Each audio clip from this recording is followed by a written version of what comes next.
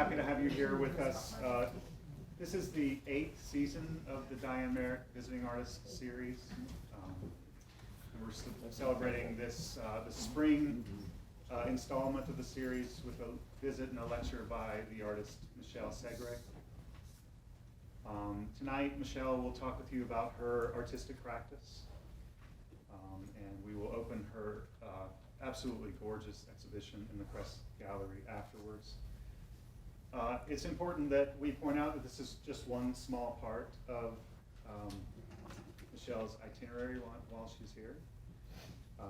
She will be meeting with members of the Chattanooga arts community. I believe she had the Roy luncheon today. She will be making presentations on professionalism, on her process and approach to materials. She'll be conducting studio visits with our upper division BFA students. And this meaningful engagement over the course of a visit is one of the unique features of this program. We're really grateful to everybody who makes this possible. Thanks goes, of course, to the generosity of the artist for her time and energy, sharing her vision. Of course, the hard work of our director and curator, Ruth Grover, the support of the Marek family, and the vision of Diane Marek, of course. So if we could take a minute just to thank everyone.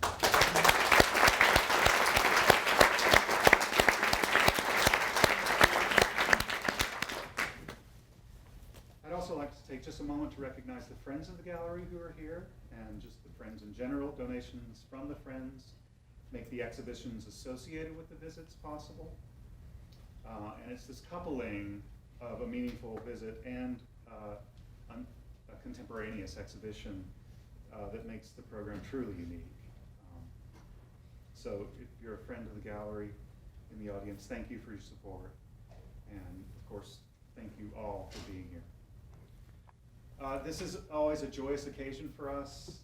It's an opportunity for us to step away from our busy schedules, to converge around the object of our collective obsession for a moment. And we're really proud to be able to share this with you. So I'll turn the floor over to Ruth Grover, and she will introduce Michelle. Have a great time tonight.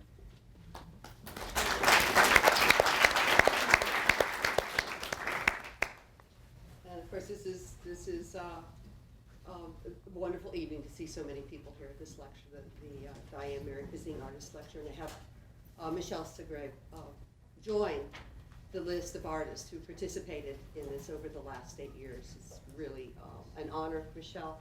It's been great to work with you. I can tell you she's a wonderful person. Please enjoy her tonight, ask her questions, engage her in the gallery, and have a great deal of enjoyment at the reception following the artist talk tonight. I'd also like to recognize two other individuals in the audience who are student artists who are opening in Gallery 2. We have the Lillian B. Feinstein Scholarship recipients. Lovely show. Spend some time there, don't miss it. And I'd like you both to stand up. Third year painting and drawing and sculpture major, dual major. Kyle Wood, please stand up and face the audience.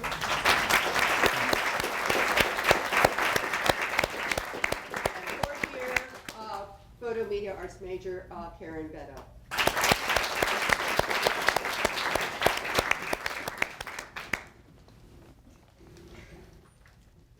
And we have, for tonight, we have an exhibition checklist rather than labels, because we have sculpture in the gallery and most of it's on the floor.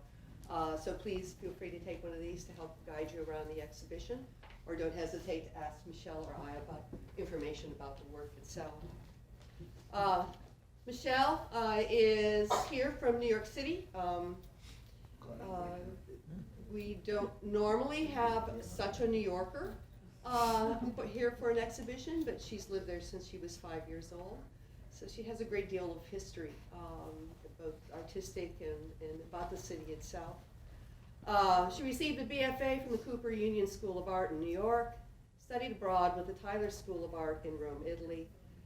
She's a past recipient of the Louis Comfort Tiffany Award, 2001, and the American Academy of Arts and Letters Award in 2011. She's exhibited in group shows throughout the country at institutions such as Otis College of Art, Los Angeles, the Tang Teaching Museum, and Art Gallery at Skidmore College in New York, PS1 Contemporary Arts Center. Recent solo exhibitions include her Antecedents of the Astral Hamster, which was at the University Art Museum at the University of Albany, which just recently closed.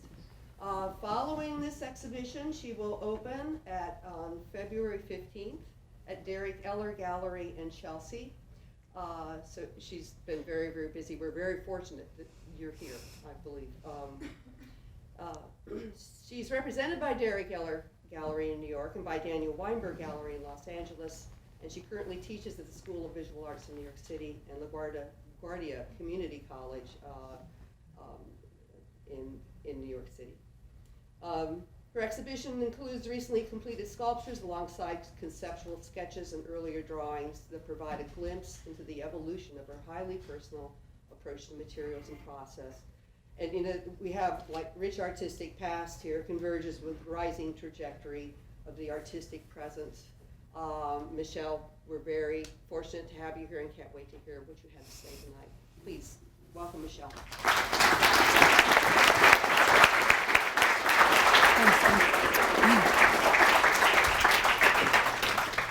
Thank you, Ruth, and everyone for being here.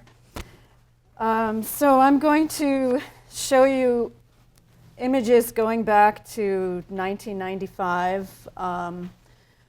I left art school in the late 80s, and I was actually thinking I would be a painter, but over the course of a few years of leaving school, I started to feel like I had to do something that was very different from what I felt was kind of the dominant art form in the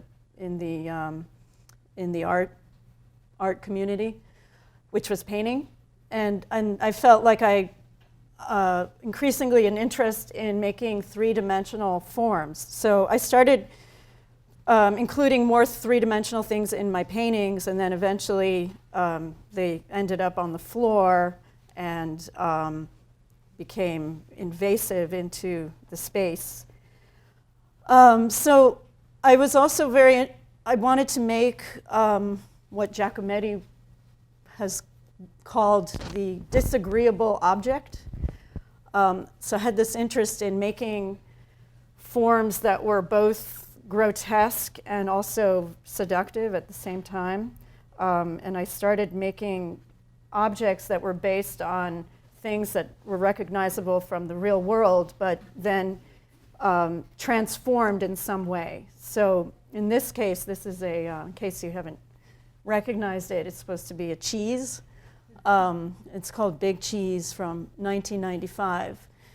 And because I had not really had any formal sculpture training, I think that kind of helped me develop a way of working that was very, very personal, because I didn't really have any rules that I had to follow, you know. So I made my own rules, and those rules basically consisted of using materials that I could handle directly myself with my hands. No fabrication, not toxic in any way, and very cheap, something that I would never have to worry about not being able to afford using. So I used paper mache, and I experimented with a few things, but I kind of fell in love with beeswax. And I would make forms using paper mache and armatures inside of the inside of the pieces, and then the paper mache would coat the outside of the armature, and then on top of that I would work with beeswax. So the beeswax would get melted in a double boiler, and then it would be coated onto the paper mache surface, and I would also sculpt with it like clay on top of the surface. So it was kind of an unusual, slightly unusual way of using that material. And I found it to also be, it was very seductive, the surface and the smell of the beeswax, and something about the idea of the bees making the wax also interested me, because the forms that I was using were made to be very organic. So these forms, the cheese, and I also made a giant carrot. So they were all taken from the real world and then enlarged in size. And the detail, the surface, was what I was most interested in. I wanted to create spaces that were almost like fractal, like fractal geometry, where you could magnify the form, and you would have like a world within a world within a world. So it create a kind of wormhole effect. So I chose subjects that, like this is supposed to be a slice of bread. So it's about 4.5, 5 feet high. I chose subjects that had interest, something where I could manipulate the surface, like in the case of the bread, the pores of the bread became the wormholes. And I was really looking for a way to present objects that would give you a feeling of observing the world through a kind of distortion lens. I started to make forms that were derived from nature but looked off in some way, or the color became very enhanced and very acidic, almost like toxic. So there were a number of different series that I did. The bread piece that I showed you, I actually did a whole series of these bread pieces. I also did a whole series of mushrooms, one of which is pictured here. So this is from about, the bread pieces were from about 1996, 1995, and this slide here is from 2002. So over those years, I've made different subjects that I would kind of do a whole series of this one subject, and then sometimes install them in whole groups. So this mushroom is about 5 feet in diameter. And they also, that's a giant rabbit in the middle of the room. They started to become increasingly less familiar, like the subject, even though it had been actually inspired by a trip to Joshua Tree in the desert, where I realized that all the cactus forms looked like sculptures in the landscape. So then I went back to New York and I started making these cactal-like sculptures that ended up looking more like they came from Mars. And the color became, the forms themselves became more and more just made up, and the colors increasingly more fantastical. So this is what a whole group of them. And I also, I thought of them almost as like little family communities, you know, like the groups of mother, father, baby. They became very anthropomorphized. So this is around 2006, this group. And the little rocks at the bottom are aquarium rocks. So the forms themselves, I've always had this interest in kind of biological subject matter, and many of the forms reference the human body as well. So the inside of the body and the outside of the body. And the wax really lent itself to being kind of flesh-like. So this is now going a little later, 2008. I'm still working with the beeswax, and I'm starting to feel increasingly weighed down by the process. It's a very, very time-consuming, labor-intensive process because you have to melt the wax down in a double boiler. So I would go to my studio and I would wait for like 2 hours while the wax was melting. And this started to become more and more burdensome. I think it's probably a combination of getting older and feeling like, well, now, how much life do I actually have left? How much time do I actually have left? And then also having a child, and so my time started to shrink all around me, and I started to realize that I was not going to be able to sustain making this work. Like, it just takes too long to make. And then the forms themselves they're just kind of trapped, fixed forms. There was no way to really play with them.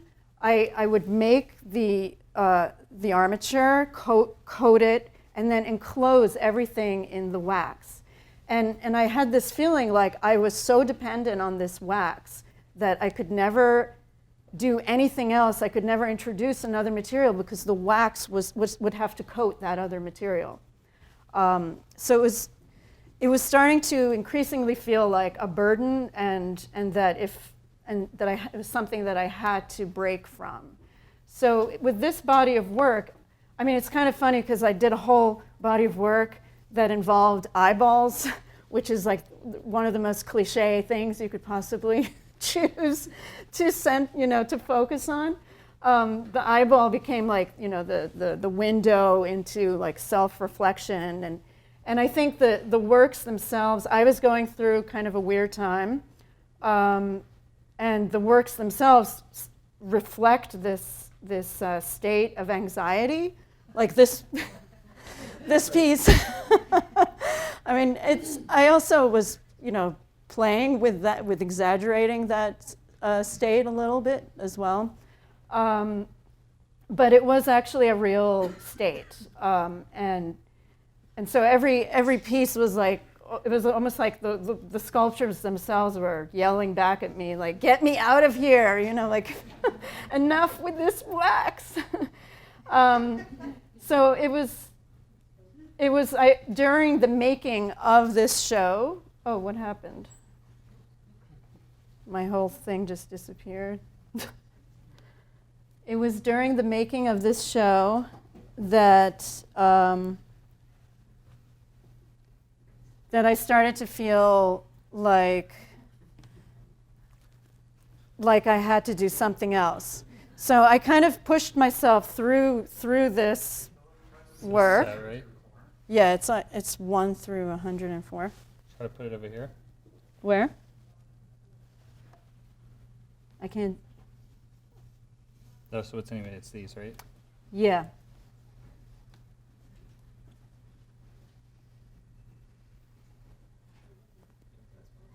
What is it doing? It's got a mind of its I own. don't know. I'll let you go. Okay, sorry about that. So it was during the making of these works that I was already beginning to think that I've got to change the work. Something had to happen. So it was like this feeling was building and building and building, and it was like I was ready to move into a breakthrough.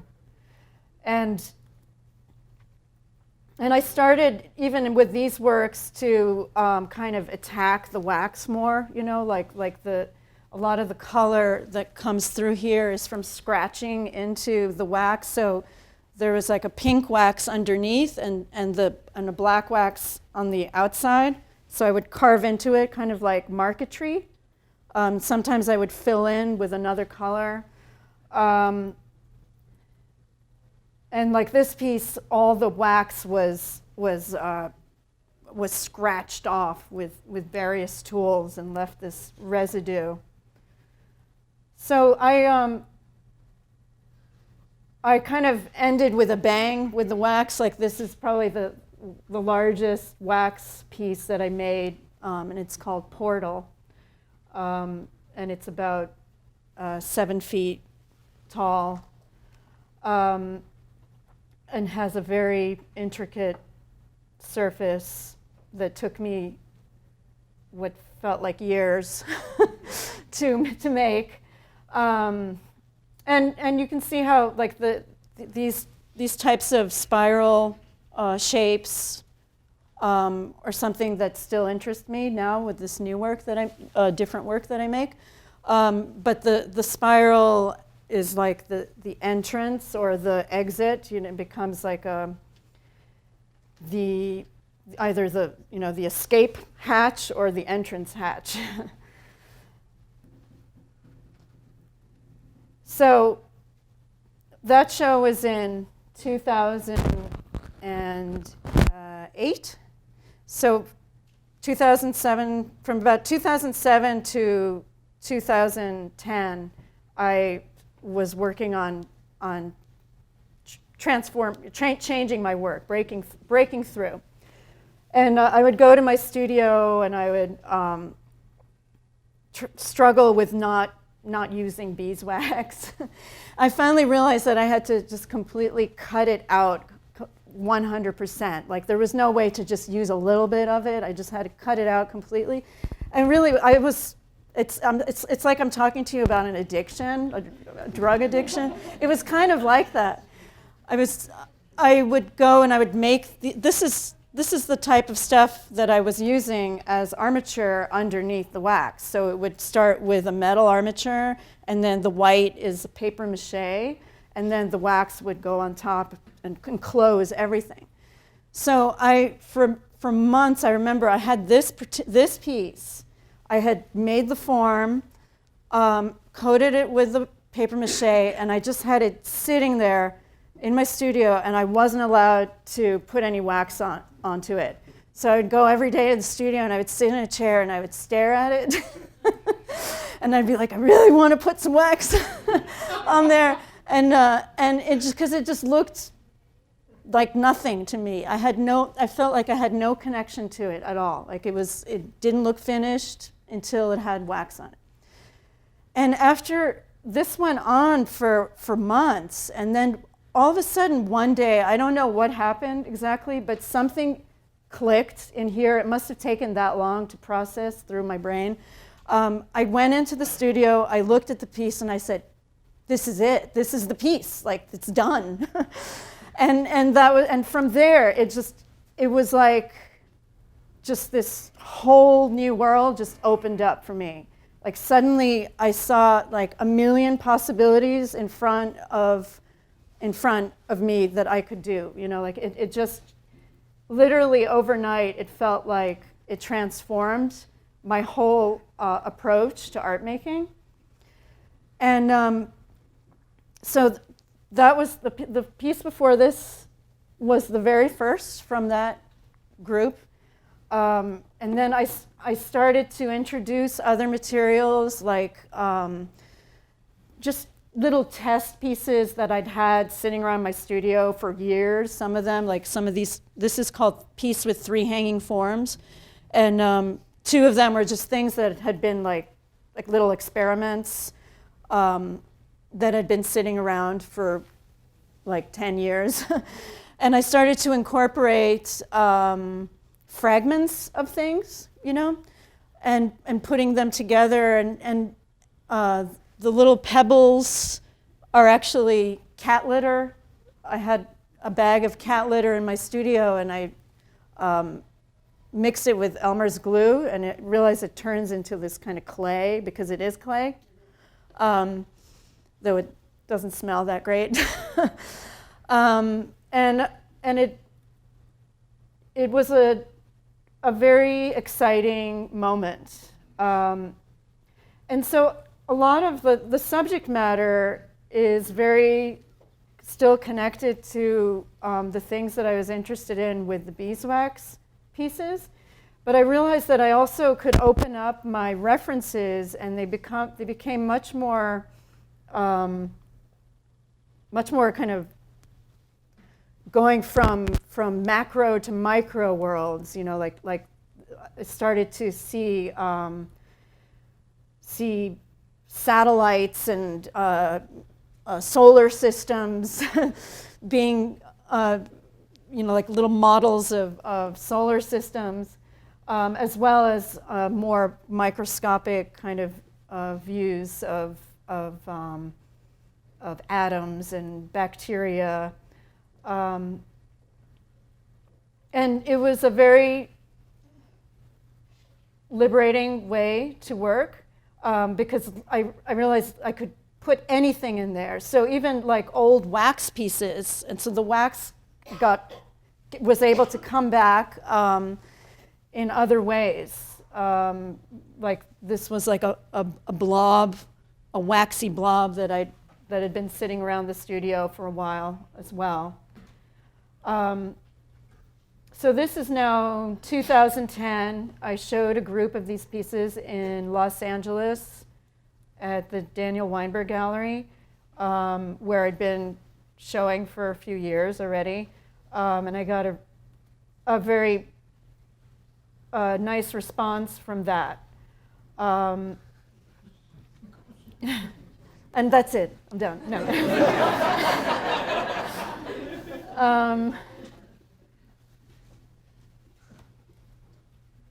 This piece is called High on a Mountain, which is actually a song written by a musician named Ola Bell Reed, who was a banjo player, bluegrass banjo player, who's died. But around this time, I was also doing a lot of music with friends, more and more music, and I started to actually become feeling like more interested in music than art sometimes too, you know. But I also felt like doing the music was contributing to this new way of working, like the music thing and the breakthrough kind of happened at the same time. And I realized like that a lot of times, like the way that I was working, which is this very improvisational kind of way, very intuitive, was similar to how I was approaching music in some sense. And that it was in some ways, even though it wouldn't be obvious to anybody, I think it was maybe like opening a synapse in my brain that was allowing me to work in a more free way. And I thought that was really interesting, and I started to actually think more and more about like the structure of music or non-structure while I was working. And I listen obsessively to music. I actually can't work at all without music in my studio. So these pieces, sometimes they would start with an old fragment of something, like the stalagmite form was something that I had sitting around my studio for a very long time, and kind of plop that onto something, and then I would add something else, and then I would take away, I would add and take away, and it was a very kind of felt out process that could go on and on. Like sometimes it was really hard to tell when something was finished. But I would let the pieces sit and gestate, and I would come back and look at them at later points, and if they didn't annoy me too much, then sometimes that was a sign that the piece was finished. So it had to kind of pass a test of being in the studio for a certain amount of time. So these are from around the same period, 2010. And again, the cat litters come back in this one. and this little thing down here is a fragment from one of my old cactus pieces. and the pedestal at the bottom was part of an old piece that I had done from something. Like everything was kind of hacked away from something else. Some elements would be brand new, like the form in the middle. I think I started this piece by just wrestling the metal into this kind of open, this big blobby kind of open circle. And then everything else kind of worked its way from that.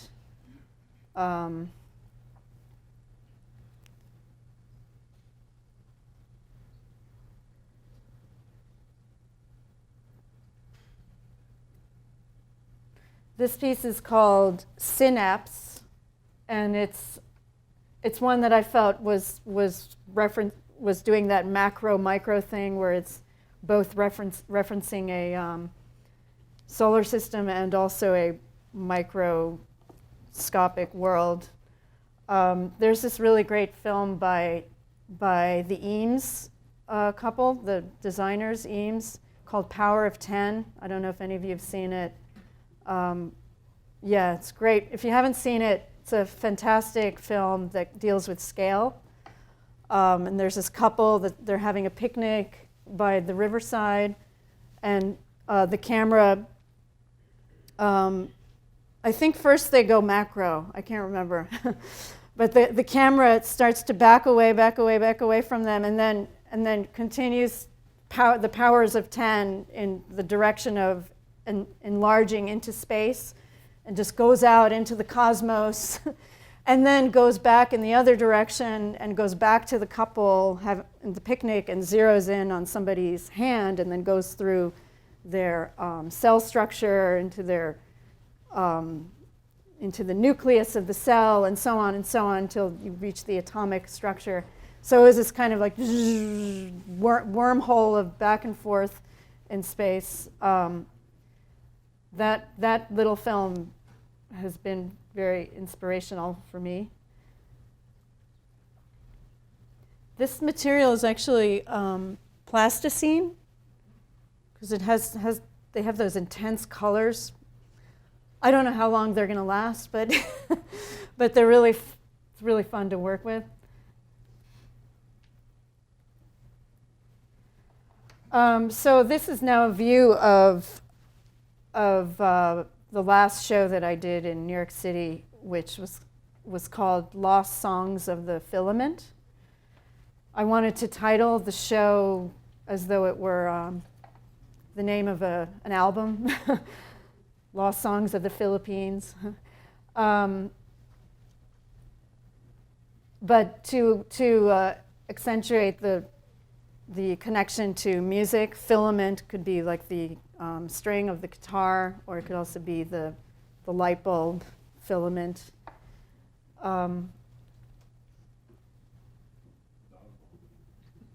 So that you might recognize if any of you saw the show. This is called Let Me Love Your Brain. And I started to have more fun with titles, which was something it didn't really interest me so much until I started making this work after the beeswax pieces. It's just another view. So the chicken bone actually came from a series that I did around 1997, 1998, where I did a whole series of chicken bones that were to scale from actual chicken bones that I collected from chicken soup. And I measured them obsessively and made templates and enlarged each bone 17.5 times actual size. I got a little bit nuts with the measuring part. It was but I made them directly on armatures. And I'm always amazed, like sometimes people really think they're real. I've had people ask me, are these real bones? Like, what animal? I don't know, but yeah, it's a dinosaur I caught in the park the other day. This piece is called Cloudminder, which is a title that I got from an old Star Trek episode called The Cloudminders, which is a really great episode. But I'm not going to get into that one, but I am going to talk about another one just later. So I do have interest in science fiction as well, like kind of. I think sometimes a lot of the things that go through my head while I'm working are, maybe like misinterpretations or misunderstandings of science. So I kind of make up my own ideas about stuff sometimes. This one is called Transmissions of the Threadbare.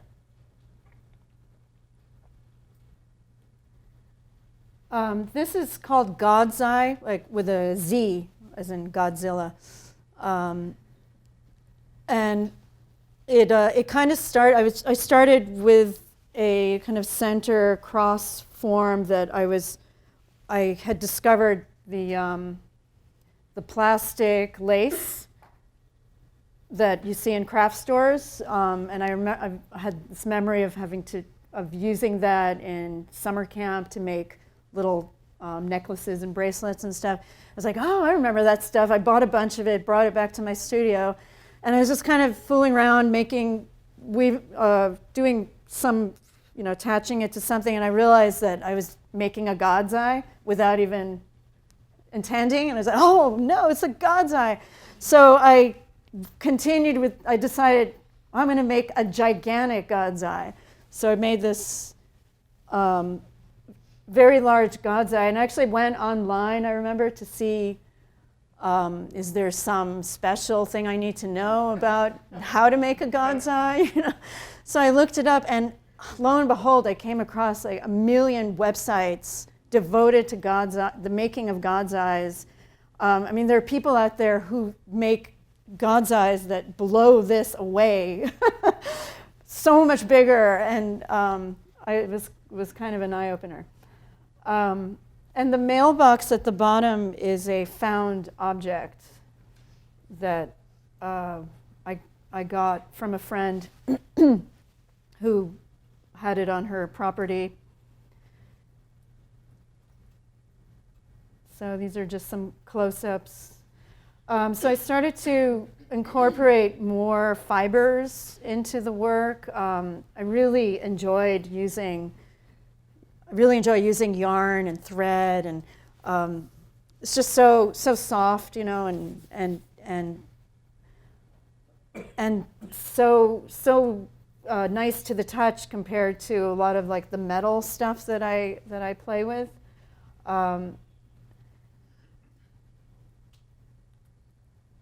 This one is called Once Upon a Time, The End, which is a title that my 9-year-old came up with. I think, have been quite inspired by the work that he makes as a little kid, since he was very small. I would bring him to my studio sometimes, and I would be struggling away on my side. I'm trying to like isolate myself from the kid. And he would be in a corner just kind of putting things together, absolutely no struggle at all, and then within 10 minutes, he's like, hey, Mom, look what I made. And I was like,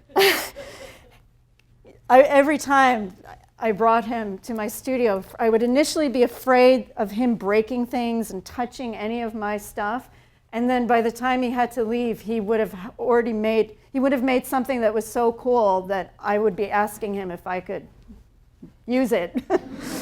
So here and there, I've actually taken little things that he's made, with his permission, of course.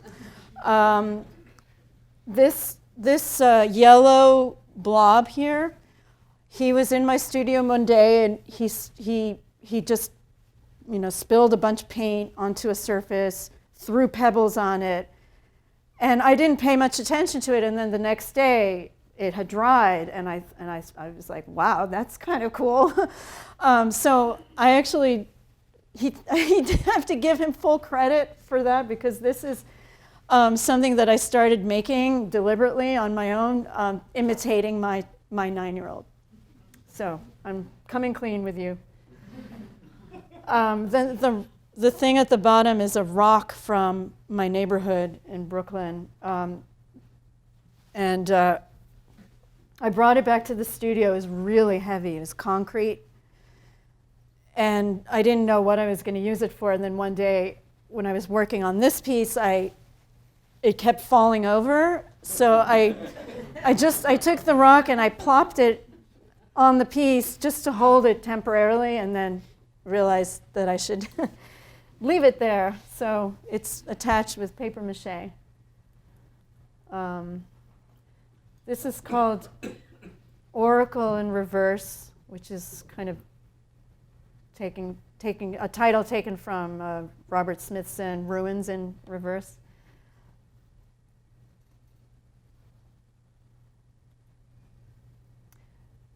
So I started using seashells in there.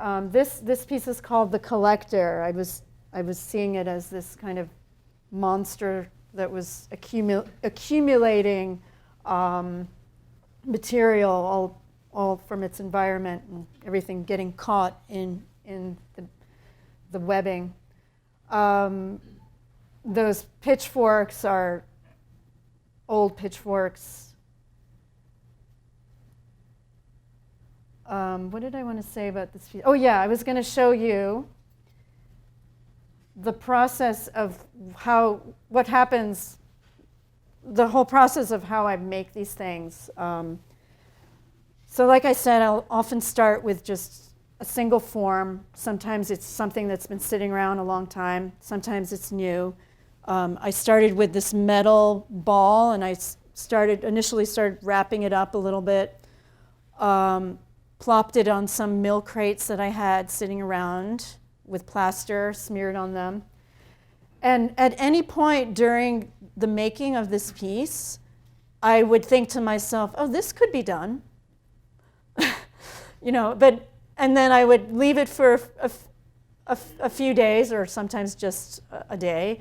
I'd come back and I'd be like, nah, it's not done. So you can see all the different stages that something like this went through. And maybe like looking at this photo right now, I'm thinking like, well, maybe why not? That could be done, like it could be a piece.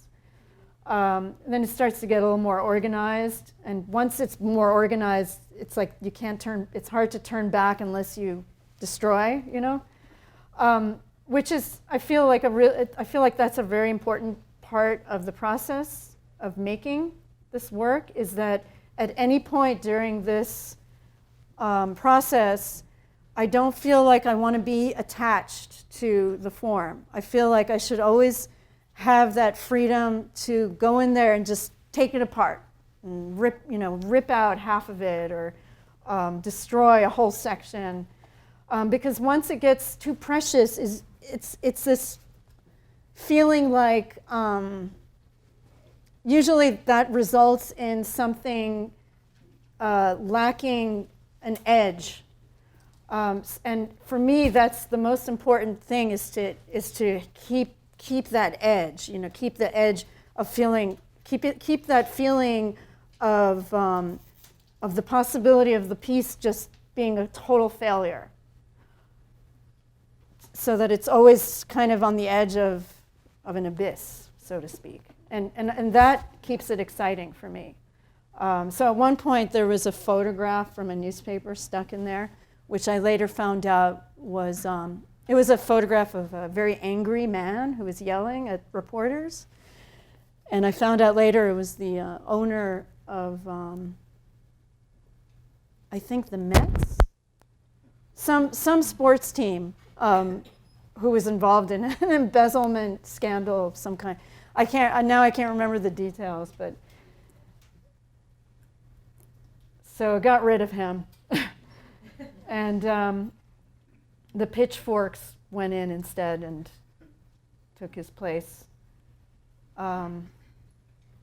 So this is kind of what the piece goes through, and then became that.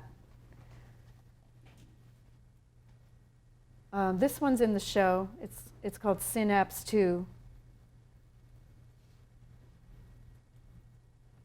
And I made a group of little pieces, small scale pieces, that I also felt were kind of like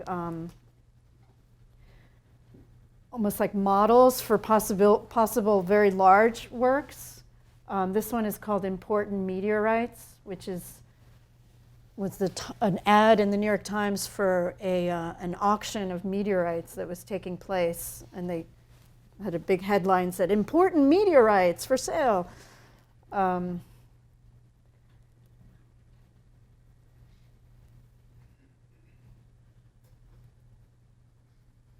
So got a little hamster there.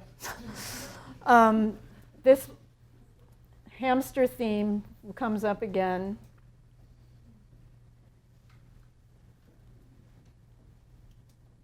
That's the thing in the middle is actually an old crumb from that bread series that I showed you earlier. So yeah, so the bones, the chicken bones that are in the new works were originally made. They were made in 1997. So they were like a whole series of bone pieces that were scattered on the floor of a room, and so I reused those in these new pieces. I think I forgot to mention that.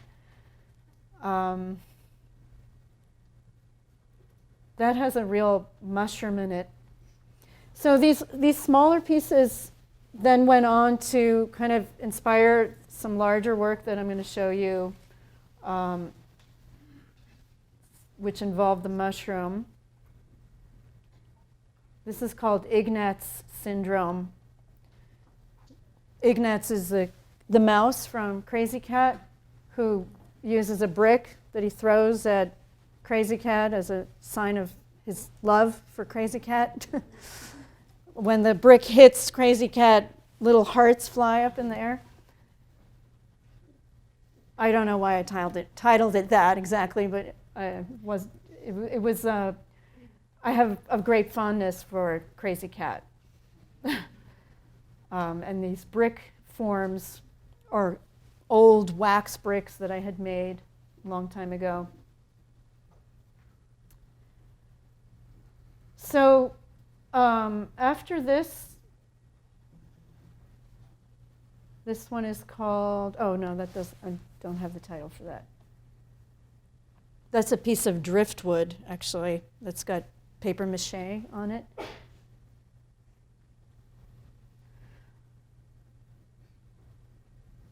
And again, the plasticine, colored plasticine. So the smaller works kind of informed a couple of these larger scale pieces that I then made. This one is called Self-Reflexive Narcissistic Supernova. And the element on the right is actually that mushroom that I showed you in the older slide that sat on the floor. Was a 9-foot tall mushroom that sat on the floor, so the diameter is about 5 feet. So that I just had that in my studio since 2002, sitting there, and now that I recycle everything that I make, it was only a matter of time before I would, get to the mushroom. So I realized if I turn the mushroom on its side, it becomes so much more physically invasive into the space around it. So that was kind of an exciting moment when I realized I could prop it up. And then I started working with this other form that was kind of like an amoeba shape, Paramecium. And I decided to connect the two. So the mushroom piece, the mushroom part, appears to be transmitting, projecting itself into the space with the use of the threads that are then suspending real mushrooms from the store, dried, that are drying out, that are all hanging from the threads. So the relationship between, you can see it better here in bird's eye view. So the relationship, I realized, was, like the mushroom is like, projecting itself into space, and then becomes, its reflection is continuing on into space. So I called it, narcissistic supernova, as though it was some psychological condition in need of therapy. But also there was this Star Trek, again, an old Star Trek episode called The Immunity Syndrome, in which the Enterprise is flying through space and encounters a giant amoeba that's like 11 miles in diameter. And the amoeba is sucking all the energy out of the universe around it, including the Enterprise, which was heading straight for it. And they had to send Spock into the nucleus of the amoeba to destroy it. So I just thought this was such a preposterously hilarious, just the whole idea of that is so absurd, and I felt a connection with that when I was making this piece. And I remember, like, at one point I forgot, I couldn't remember the name of the episode, so I had to Google and do a little research, and I came across a website where someone, a Star Trek-y person, had written a review for every single episode, and this particular episode rated very low because he felt that that the premise was not believable, that an amoeba, an 11-mile amoeba, there was no way it could sustain itself through the absorption of, there just wasn't enough fuel for that amoeba. Anyway, that's exactly why I did like that episode. So this is what the mushroom is. It's being held up by a pipe, like a plumbing pipe, which I use often in my work as armature that's exposed.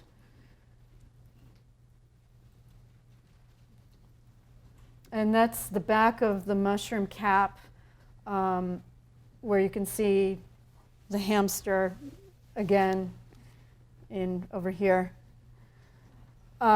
This is a bag from a grocery store. I kept noticing these bags in this very, very bright toxic blue being used in my local groceries.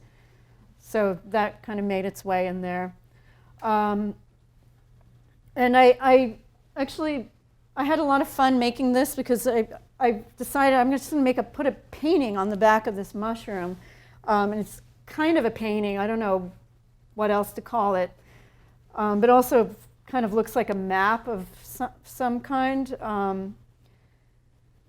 And the show, this was shown in Albany at the SUNY Art Museum there. And the title of the show was Antecedents of the Astral Hamster, because one of the things that I was thinking about was the idea of this hamster on the hamster wheel, spinning forever in one place in its cage, and the astral hamster escapes from that and is able to kind of float above everything. So I don't know, it's just one of the things that goes through my head when I make this stuff is these kinds of little stories that I invent for myself. So the amoeba is kind of absorbing the mushrooms. So I wanted the piece to be very kind of transportive. this piece is in the show here, and this is called Cryptanalysis of the Enigma. The Enigma was actually a secret code machine that was used by the Germans in World War II, and the cryptanalysis of the Enigma was what they called the whole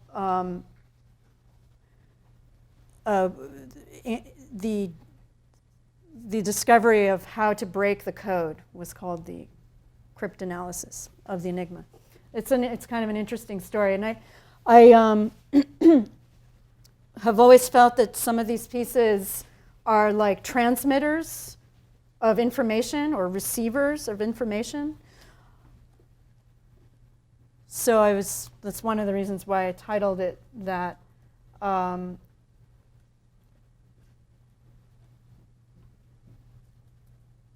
These are just some close-ups.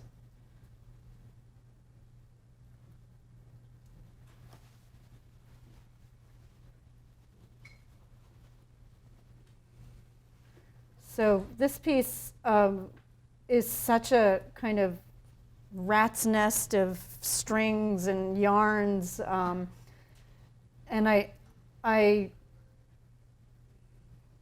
almost felt like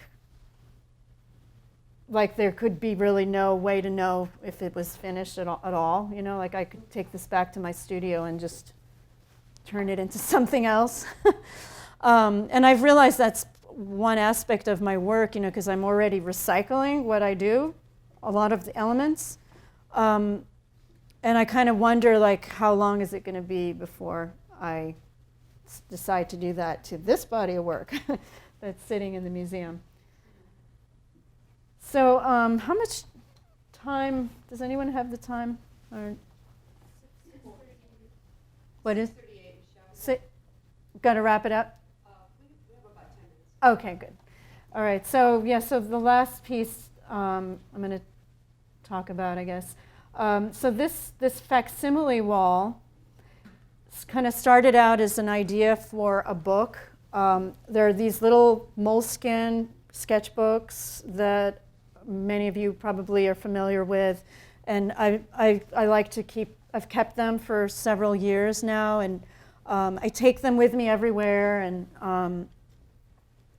I use them to take notes, phone numbers, shopping lists, and lots of sketches for ideas for sculptures. And all kinds of things. My kid will draw on them in there, and so I had this idea to make a book out of those sketchbooks, and I started Xeroxing the pages and tacking them up in my studio, and then eventually realized that was becoming more interesting than the idea of the book. It was just this kind of kaleidoscopic wall. And I liked being able to see all the different connections between the pages. And then I started incorporating images from books that I've had for a long time and Xeroxing those images. And so it got bigger and bigger, and it continues to grow because I'm still working on it. And I didn't want to use the original drawings because they have two sides to them, so I didn't want to destroy the book. So the Xeroxing was a way to get around that. And ended up being kind of a spaceship shape.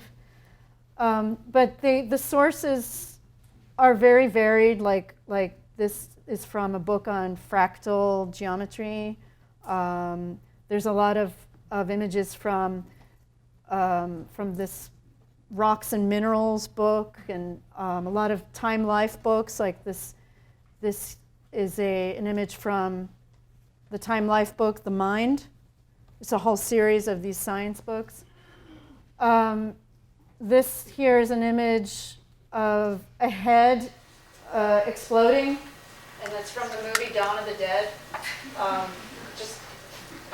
couldn't stop looking at this picture because the way they made it was they filled a latex head up with condoms full of fake blood, and then they blew that up, which I just thought was so funny that Anyway, use that image. So there's stuff in here.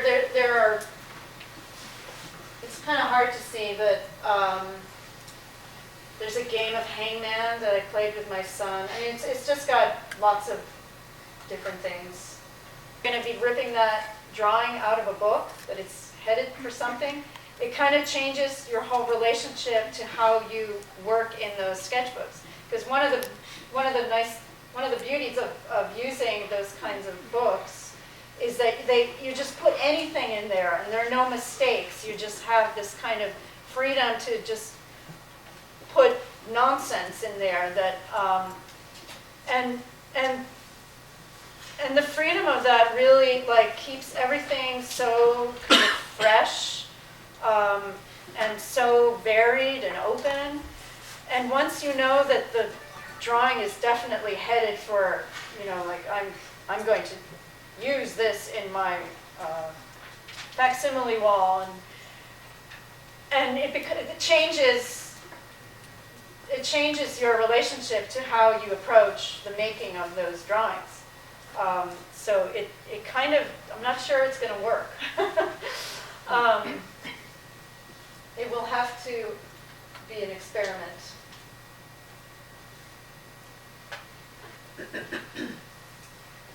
So in any case, all of these drawings, I had no idea I was ever going to do this kind of thing with them. So they have that kind of freshness. They're pure, in a sense, right? And they're for actually over quite a period of time, a few years.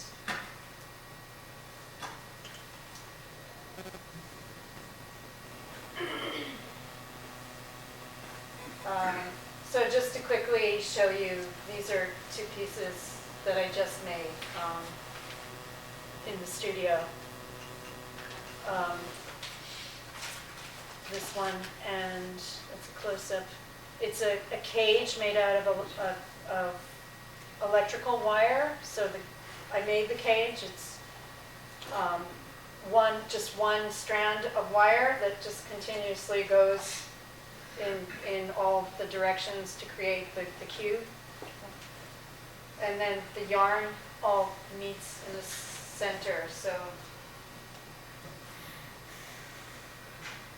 it's kind of takes from that powers of 10 idea that I was talking about earlier. And this piece is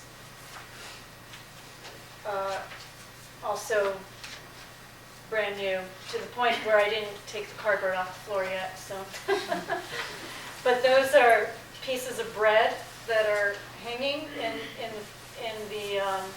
that form. They're painted with acrylic and gouache. That's kind of going back to my interest in the bread. So that's about it. I think I am done here.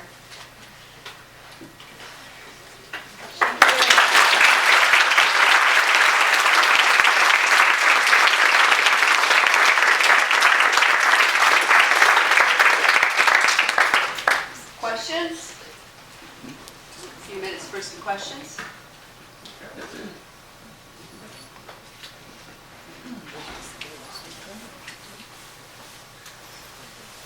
Oh, there's one. Do you think you're going to transform into something else now? I mean, as you went from the wax to this. No. No, I feel like I'm in a very well.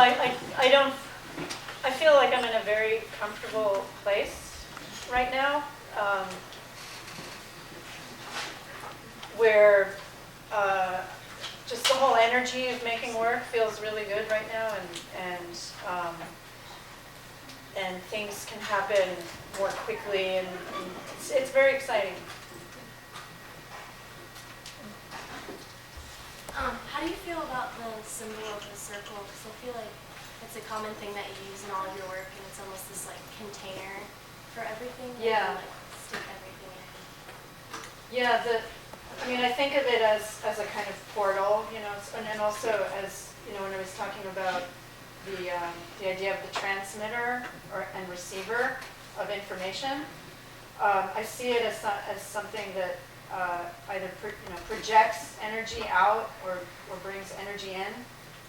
So it is something that repeats often in my work. Is that image?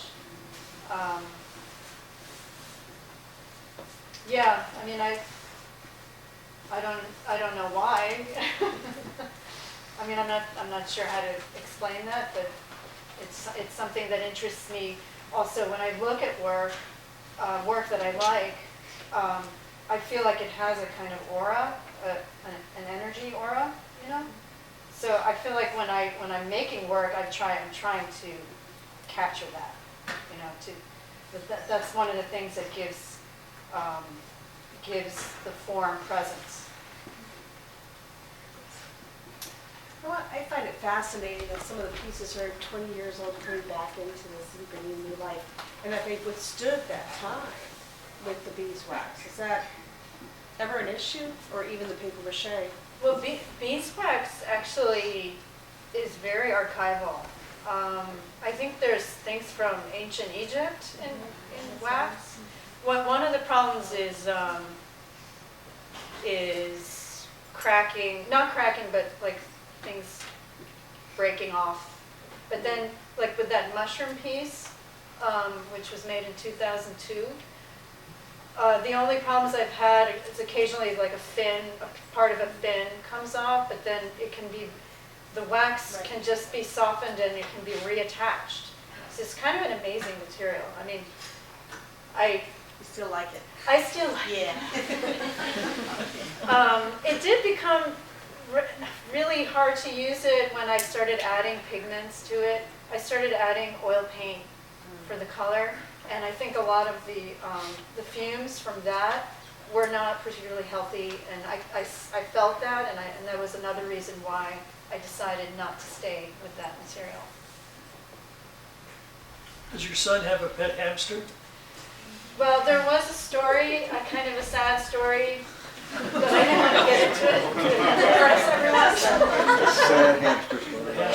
But the hamster, yeah, we had two hamsters, and they only lasted like 3 days. And actually, my son was like, "Oh, that's sad," you know.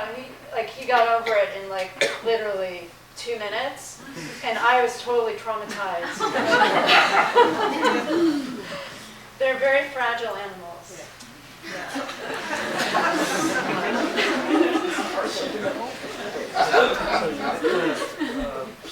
Know them or kept their memory on in your work? Well, I had these books. I had this book that we bought called Understanding Hamsters. After the hamster passed, I had the book to cut out photos. But when I was a kid, I had hamsters, and they were very hardy. And I think there's something that's happened where they have these hamster mills, and they're so They're like genetically mutated into these. Yeah. They get very sick very easily. They're crazy. Any other animal questions?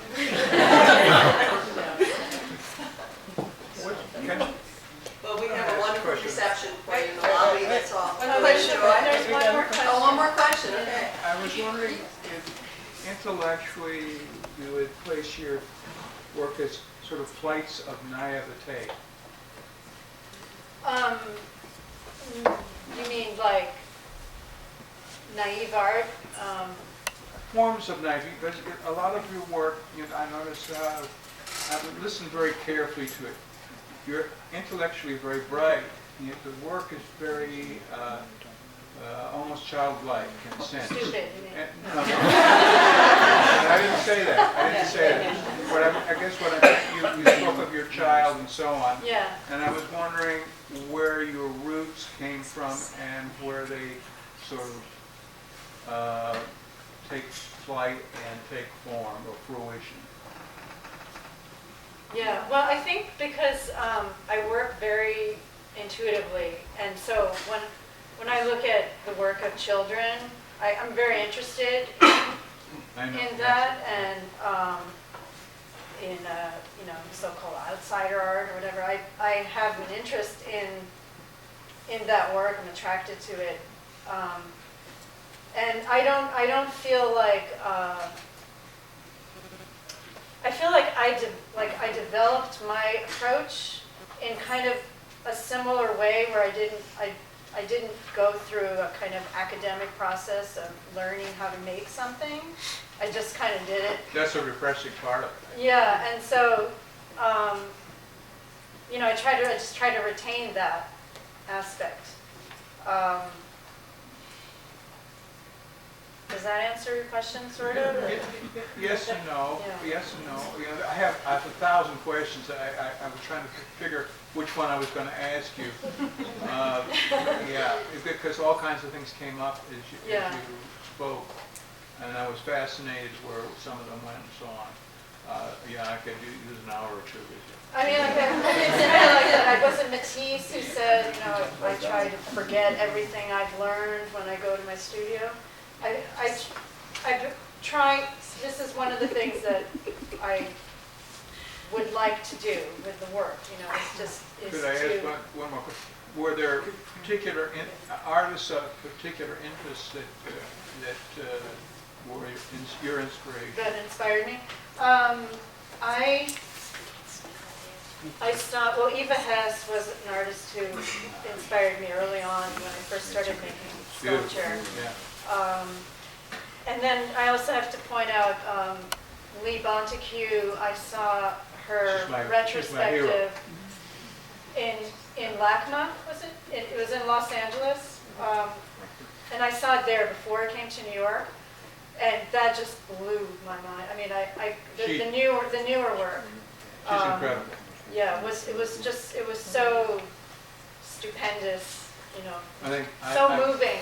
And at that point, I still hadn't had this breakthrough that I described, but I retained the memory of that work so strongly, and it really, I feel like it really inspired me. Thank you. That told me a lot.